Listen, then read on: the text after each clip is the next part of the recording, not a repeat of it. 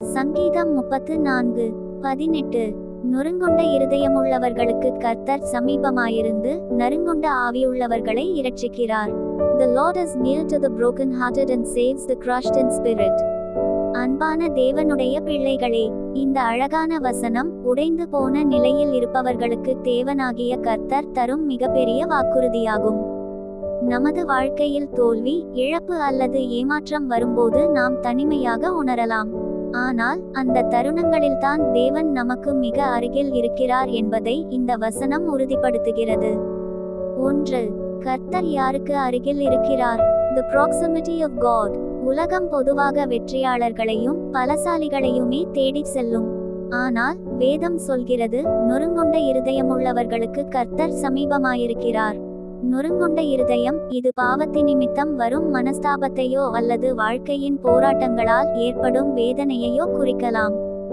நீங்கள் கைவிடப்பட்டதாக உணரும்போது பரலோகத்தின் தேவன் உங்கள் அறையிலேயே உங்களுடன் இருக்கிறார். 2. நறுங்குண்ட ஆவியின் மீட்பு. The salvation of the contrite spirit. நறுங்குண்ட ஆவி என்பது தன் சுய பலத்தை இழந்து தேவனுடைய உதவிக்காக ஏங்கி நிற்கும் நிலையாகும். பெருமையுள்ளவர்களுக்கு தேவன் எதிர்த்து நிற்கிறார், ஆனால் தாழ்மையுள்ளவர்களுக்கோ நறுங்குண்டவர்களுக்கு கிருபை அளிக்கிறார்.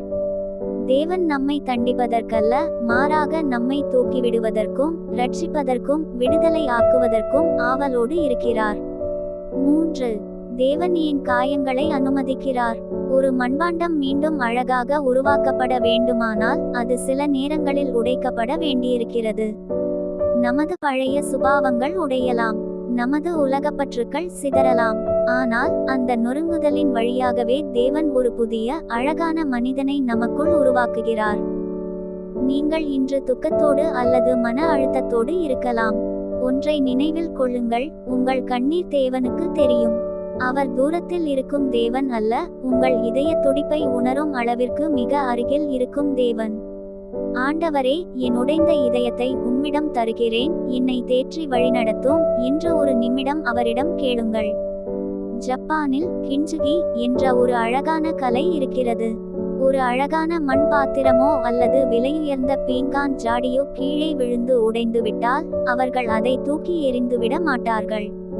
அதற்கு பதிலாக உடைந்த அந்த துண்டுகளை ஒன்றிணைத்து அந்த விரிசல்களில் தங்கத்தை உருக்கி ஊற்றி ஒட்டுவார்கள். இப்போது அந்த பாத்திரம் முன்பிருந்ததை விட அதிக வலிமையுள்ளதாகவும் முன்பிருந்ததை விட பல மடங்கு அதிக விலைமதிப்புள்ளதாகவும் மாறிவிடும். அந்த விரிசல்கள் இப்போது அதன் பலவீனமல்ல, அதன் அழகாக மாறிவிடுகிறது. நமது வாழ்க்கையும்